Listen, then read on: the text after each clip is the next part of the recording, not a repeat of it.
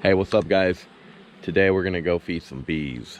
The other day I noticed that we were feeding inside feeders, so we ended up just cranking the feed on them.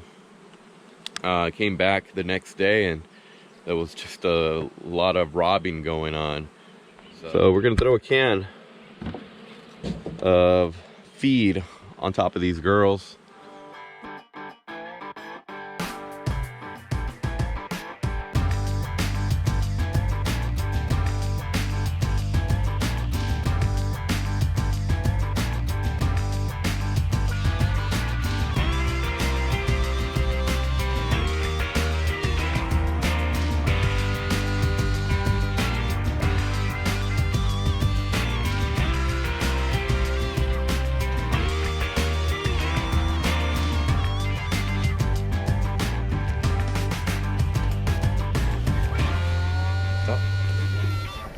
Cut.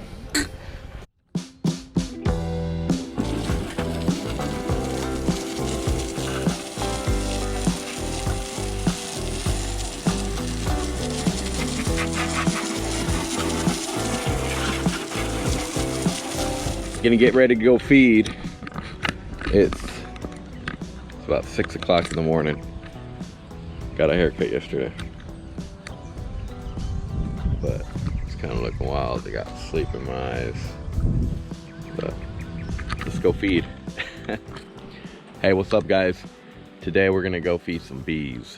So I brought my brother the other day and we started to feed inside these feeders, the inside feeders. And if you can see here, those are little signs of robbing. You can see them right over here as well. Right here. And we ended up cranking the feed on the inside feeder, the bottom chamber, top chamber. When I say bottom and top, it's just the brood chamber and then the honey super. So we bought some cans. The reason why we bought some cans the other day was because when we came to feed the inside feeders, I came back the next day to do some more feeding, and I noticed that there was some robbing going on, and that concerned me a little bit because I didn't want to start cracking more hives, give them inside feeders and them get robbed out. You know, there's still a lot of pollen coming in, but the nectar flow has stopped. We're waiting for the star thistles to start hitting here in about 2 weeks. We're hoping things are starting to bud up really nice, so we're hoping to hit some flow and then we could stop feeding. But we are cranking the feed on these singles, and you can see they've been robbing here and there. Let's take a look, see if we can crack it. But yeah, I mean, they drank all of that, and hopefully they've stored some of it and not got robbed out all the way. So that's why we're gonna feed the top with the cans, is just to minimize any robbing. And these jug holes here, in the summer, we like to go with just one hole. Some of them will have two, but that's okay. I'll show you how I like to feed. I'll squeeze the can just like so. We'll just show you really quick on how I would feed. Open up the jug hole, squeeze my can, tilt it upside down, just like so. And the reason why I squeeze that can, I squeeze the air out of it. That way it could create some kind of suction so that it all doesn't just drain out. So that's just a little tip. If you are gonna feed with top feeders, suction all that air out so it doesn't drain and you lose a lot of feed. The drainage will start to just flow and it'll come out in the bottom, and it'll attract robber bees. So that's what we're trying to avoid. So we are going to do it with the top feeders. All right, guys.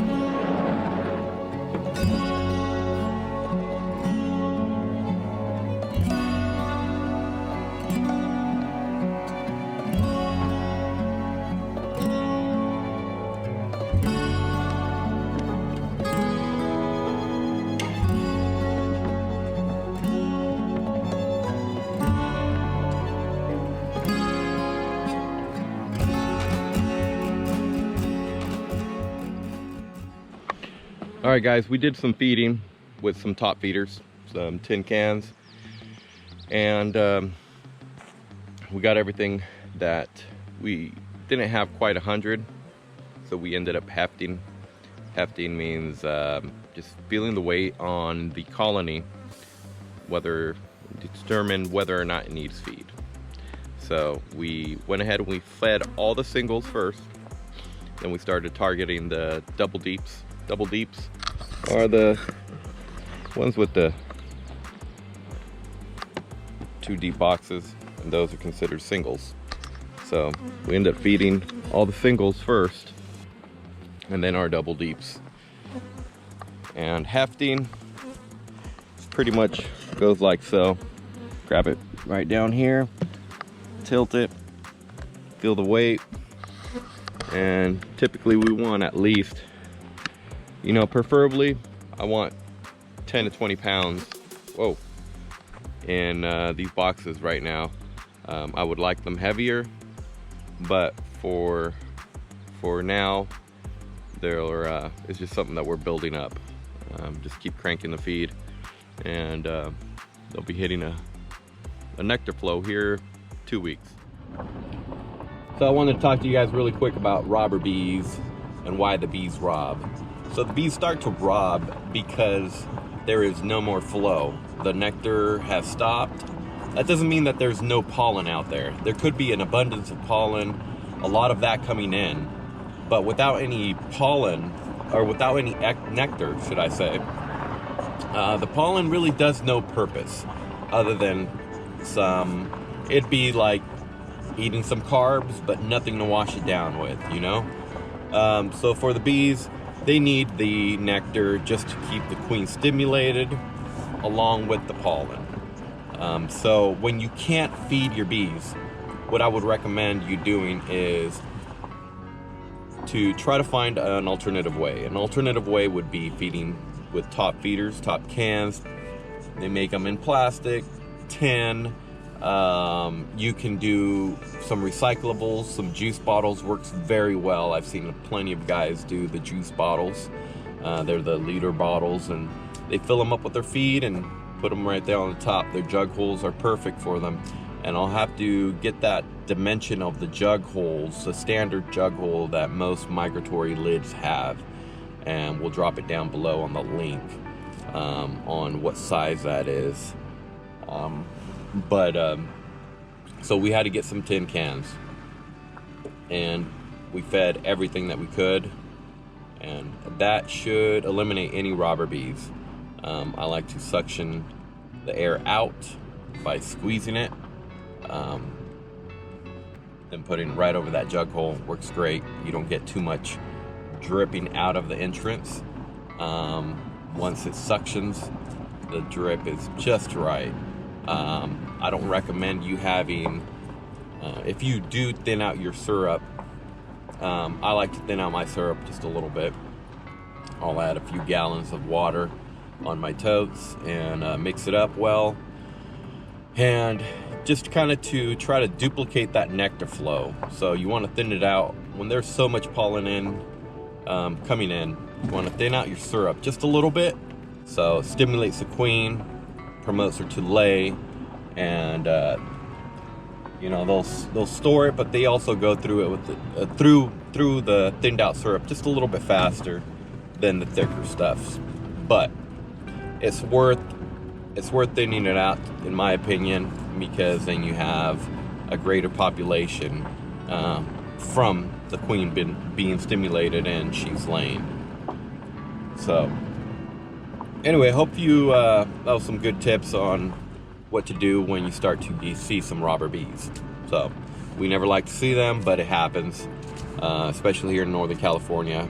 All of California, it starts to get dry, dirty fast, and we just try to figure out solutions.